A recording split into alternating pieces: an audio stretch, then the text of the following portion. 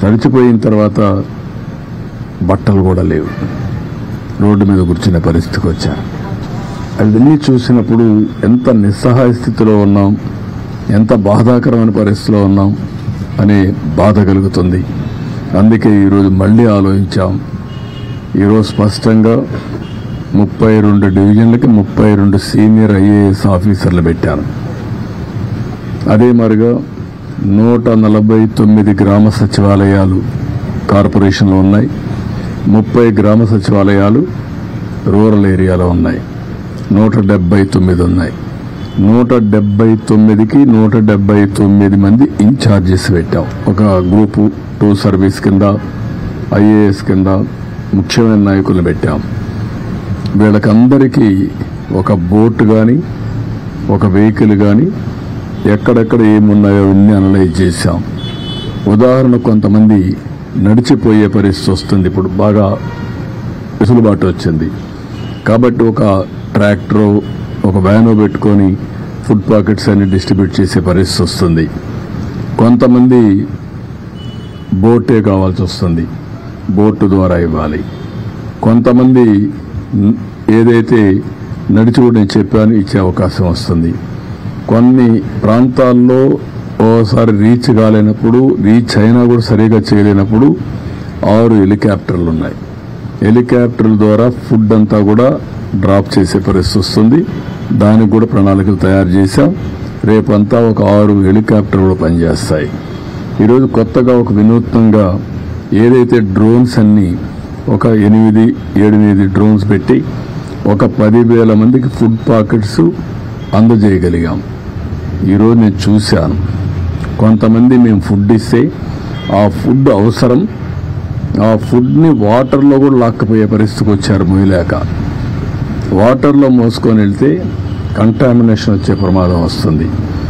ఆ కంటామినేషన్ వస్తే లేనిపోని రేపు డయారియా ఇవన్నీ అనేక సమస్యలు వస్తాయనే ఉద్దేశంతో ఇప్పుడు ఈ డ్రోన్స్ పెట్టి, డ్రోన్ అయితే చాలా ఈజీగా వెహికల్ నుంచి నేరుగా బిల్డింగ్ పైకి పంపిస్తారు, ఆటోమేటిక్ తీసుకోగలుగుతున్న 2 minutesలో ఆపరేషన్ అవుతా ఉంది. రేపు ఒక 30-35 డ్రోన్స్ కూడా పెట్టాం.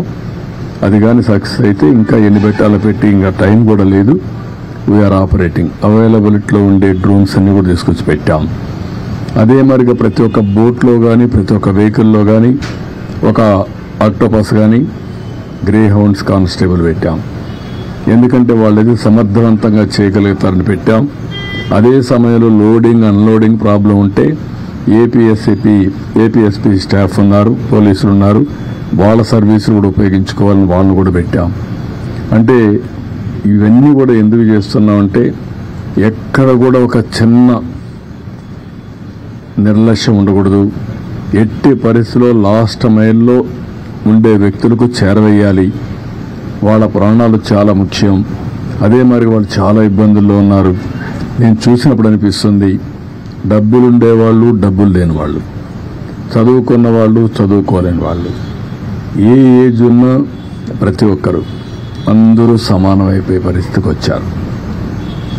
దీనావస్థలో ఉన్నారు. కడుపు నిండితే చాలని బాధపడుతున్నారు. కనీసం నీళ్లు కూడా దొరకకుండా, నీళ్లు ఇస్తే అది అమృతంగా భావించే పరిస్థితిలో ఉన్నారు. అవి చూసినప్పుడు బాధ్యత పెరుగుతుంది. నేను ఆ మాట చెప్పాను మా ఆఫీసర్లకు అందరికీ.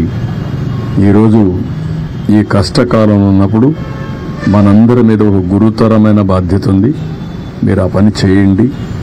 నాకు రాత్రికి రేపు ఎల్లుండి 3 days మాత్రం రాజీ లేదు, 0 tolerance. అందరం కలిసి పనిచేయాలి.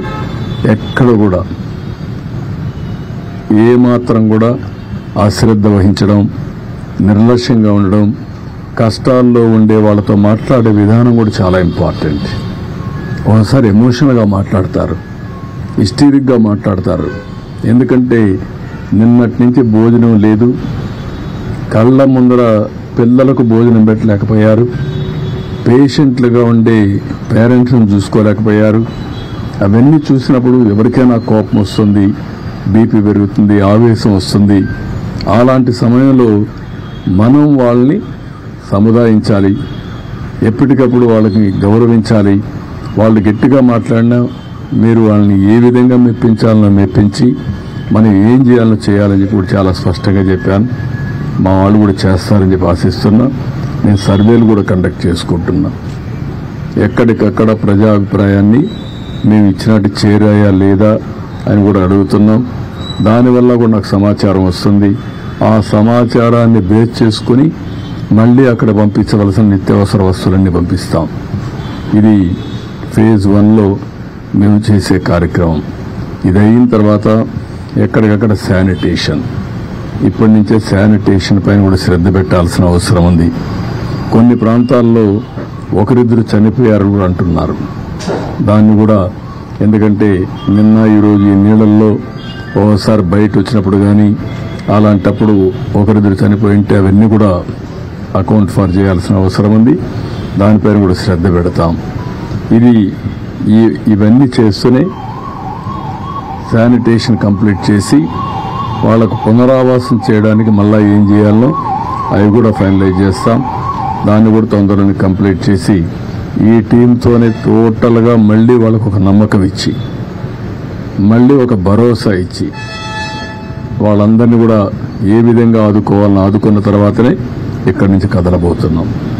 ఇది ఈరోజు కార్యక్రమం. మీకు తోచిన విధంగా మీరు కూడా సహకరించి ఏ విధంగా ఈ వరద బాధితులను ఆదుకోగలుగుతామో ఆదుకునే దానికోసం ముందుకు రావాల్సిందిగా ప్రతి ఒక్కరికి విజ్ఞప్తి చేస్తున్నాం. ఓకే,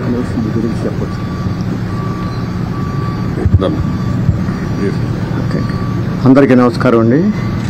ఈరోజు ఆంధ్ర రాష్ట్రంలో మన విజయవాడ నగరంలో జరిగిన ఘోరమైన విపత్తు 100 ఇయర్స్లో ఎప్పుడూ జరగలేదు. అటువంటి విపత్తు జరిగింది. దాదాపు 1,00,000 మంది వాటర్లో ఇరుక్కుపోయి ఉన్నారు. అందరినీ కూడా బయటికి తీసుకురావడానికి మన గౌరవనీయ ముఖ్యమంత్రి నారా చంద్రబాబు నాయుడు గారు అహర్నిశలో కృషి చేసి ఇప్పుడు టైం 11:30 అయింది. ఇప్పుడు కూడా ఇక్కడే ఉండి ప్రెస్ మీట్ పెట్టి కలెక్టర్ గారి ఆవరణలో ఆయన డే అండ్ నైట్ వర్క్ చేస్తున్నారు. ఎస్టర్డే నేను 3 o'clock వరకు ఆయన పడుకోలేదు. మళ్ళీ మార్నింగ్ 5 o'clockకే లేచి ప్రెస్ మీట్ పెట్టి మంత్రులకి అంతా కూడా కాల్స్ అరేంజ్ చేసి డే అండ్ నైట్ కూడా ఆయన ఎంతో కృషి చేస్తున్నారు. ఆయన మన రాష్ట్రానికి ఒక విజనరీ లీడరే కాదు, క్రైసిస్ వచ్చినప్పుడు ఎట్టా హ్యాండిల్ చేయాలి, క్రైసిస్ మేనేజ్మెంటు ఆయనకి తెలిసినంత విధంగా దేశంలో ఏ లీడర్కి కూడా తెలవదని నా అపారమైన నమ్మకము, విశ్వాసము. మీరందరం కూడా మనం ఎంతో డబ్బు సంపాదించవచ్చు, కానీ ఆ డబ్బు ప్రాపర్గా యూటిలైజ్ చేసినప్పుడే దానికి సార్థకత వస్తుంది. అదే నేను నమ్ముతాను. తిత్లీ తుఫాన్లో కానీ హుదూద్ తుఫాన్లో కానీ నేను నా వంతు కృషి కూడా ఎంతో చేశాను. ఈరోజు కూడా ఎస్టర్డే యాక్చువల్గా నేను యుఎస్ వెళ్ళాలి. ఇది జరిగిన ఇన్సిడెంట్ చూసి ఫ్లైట్ క్యాన్సిల్ చేసుకుని బ్యాక్ వచ్చి ముఖ్యమంత్రి గారు 74 ఇయర్స్లో అంత కష్టపడి చేస్తున్నప్పుడు నా వంతు కృషి సార్కి అందించాలి అనే తపనతో నేను హైదరాబాద్ నుంచి ఫ్లైట్ క్యాన్సిల్ చేసుకుని బ్యాక్ వచ్చి ఈ రోజున ఈ సహాయం ఇవ్వడం జరిగింది. ముఖ్యమంత్రి గారు చాలా ధన్యవాదాలండి. మీకు చాలా బాగా చేస్తున్నారు. వీఆర్ ఆల్ బిహైండ్ యూ అండి. Thank you for our great support to Andhra Pradesh. Thank you. Guttikonda Srinivas అన్ని మంచి పనులు చేస్తూ ఉంటాడు. కాణిపాకం టెంపుల్ కూడా ఎంత ఖర్చు పెట్టారు? 18 కోట్లు ఖర్చు పెట్టి ఆ టెంపుల్ రినోవేషన్ కోసం బ్రహ్మాండంగా పనిచేశారు. ఇప్పుడు ఆ టెంపుల్ కూడా మంచి గుర్తింపు వచ్చింది. ఒక పక్క రిలీజియస్ స్పిరిచువల్ యాక్టివిటీసే కాకుండా ఎక్కడన్నా ఇలాంటి అవకాశాలు వచ్చినప్పుడు అందరికంటే ముందుంటున్నారు. వారిని మనస్ఫూర్తిగా ప్రభుత్వం తరపున అభినందిస్తున్నా. ధన్యవాదాలు. Thank you. Okay, thank you. No, I have. Please. Sir, as a teleconference, please.